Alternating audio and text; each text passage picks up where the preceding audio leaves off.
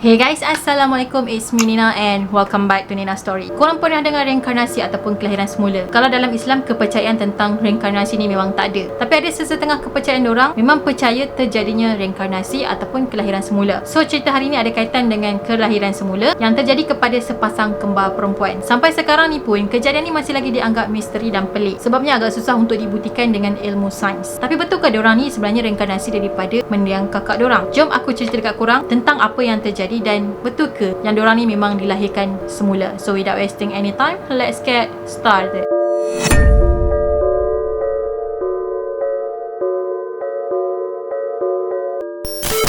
Dua orang gadis kembar ni dipercayai reinkarnasi daripada kakak diorang. Contohnya perangai diorang, tanda lahir dan ingatan diorang juga sama sebiji macam mendiang kakak diorang. Family diorang pun terkejut dengan kejadian yang di luar akal waras manusia. Si ayah bernama John, manakala si ibu pula bernama Florence Pollack. Diorang ni memang berpegang kuat kepada ajaran Katolik. So setiap hari Ahad diorang ni akan ke gereja untuk beribadah. Pasangan suami isteri ni sangat bahagia dan diorang pun ada bisnes sendiri. Pada tahun 1946, diorang dapat anak gadis yang sulung yang diberi nama sebagai Joanna. 5 tahun kemudian diorang telah berpindah ke Hexham di England. Dekat sinilah anak kedua diorang telah dilahirkan dan diberi nama sebagai Jacqueline. Minat Joanna sangat terselar dalam bidang seni dan juga dalam bidang lakonan. Digambarkan dia ni seorang yang peramah dan tak kedekut dan dia boleh share barang dia dengan orang lain. Biasanya kalau kita tahulah kan, budak-budak ni kadang-kadang dia kedekut sikit barang dia untuk share dengan adik dia ke, dengan sepupu dia ke. Tapi Joanna ni tak. Joanna memang sangat rapat dengan adik dia Jacqueline dan dia juga sangat protektif. Dia orang suka buat benda yang sama. Contohnya pakai baju yang sama dan bermain bersama-sama. So dia orang berdua ni memang sangatlah rapat dan akrab. Selain tu, dia orang juga suka sikat rambut mak ayah dia orang, terutamanya ayah dia lah. Masa Jacqueline berusia 3 tahun, dia telah terjatuh ke dalam satu badi. So dia punya dahi pun luka dan berparut. Jacqueline juga ada tanda lahir dekat bahagian pinggang kiri dia. Pada 5 Mei tahun 1957, Joanna yang masa tu dah 11 tahun dan Jacqueline yang berusia 6 tahun on the way nak ke gereja dengan kawan diorang yang bernama Anthony. So masa diorang nak ke gereja tu, diorang bertiga ni telah dilanggar dengan sebuah kereta. Kereta tadi pula dipandu oleh seorang wanita tempatan yang di bawah pengaruh dadah. Perempuan tadi tu sebenarnya dia tengah sedih sebab dia terpaksa berpisah dengan anak-anak dia.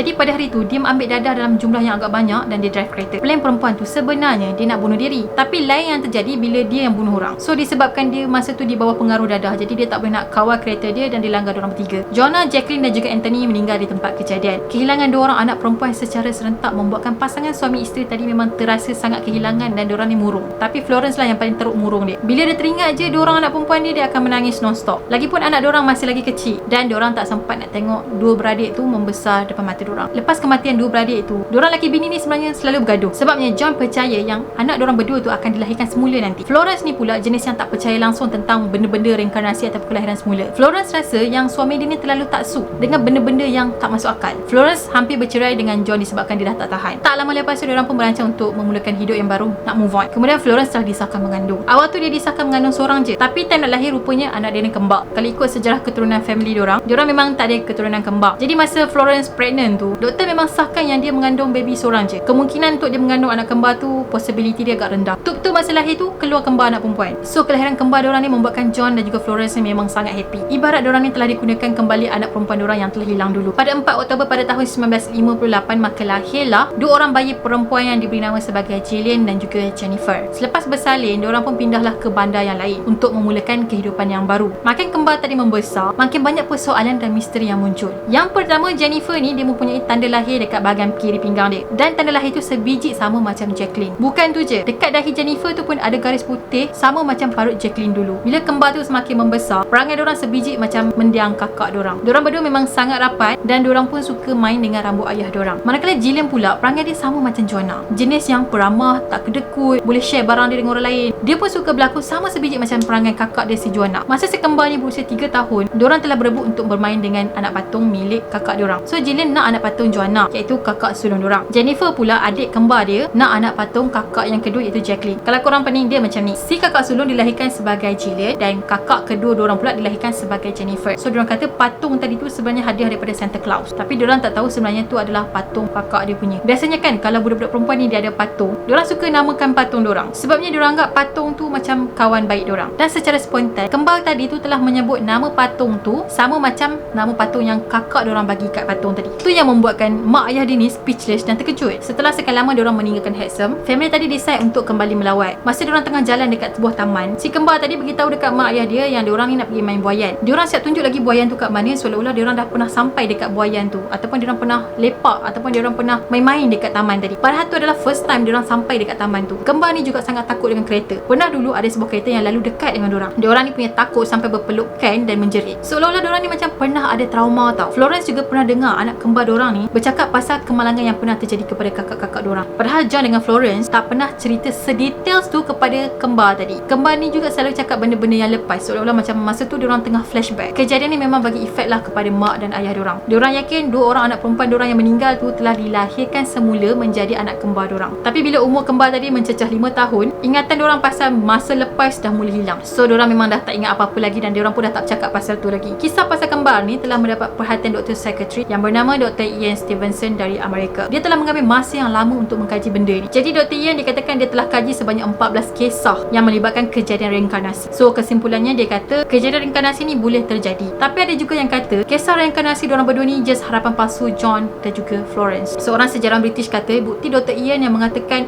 reinkarnasi ni boleh terjadi adalah tak valid ataupun tak kuat. Sebab pada asalnya John seorang je yang percaya tentang reinkarnasi ni. Tapi isteri dia tak percaya langsung. So bila anak kembar diorang ni dilahirkan, maybe Florence ni dah terbrainwash dengan kata-kata husband dia yang anak perempuan dia tu telah dilahirkan menjadi anak kembar diorang. Maybe pasal diorang terflashback pula benda-benda yang lama tu, maybe diorang ni pernah terdengar perbualan di antara mak dan ayah diorang secara tak sengaja. So that's why lah diorang macam tahu juga kisah ataupun kejadian tu. Even sekarang ni kembar tadi tu memang dah tak ingat dah tentang kejadian lama, tapi sebenarnya diorang ni agak skeptikal sikit lah tentang kepercayaan reinkarnasi ni.